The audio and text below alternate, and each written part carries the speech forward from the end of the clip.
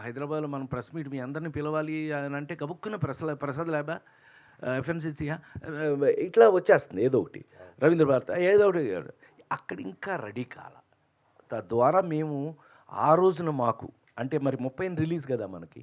తద్వారా మనం మనకున్న కంఫర్ట్‌ని బట్టి తుమ్మలపల్లి కళాక్షేత్రంలో చేసేయటం జరిగింది.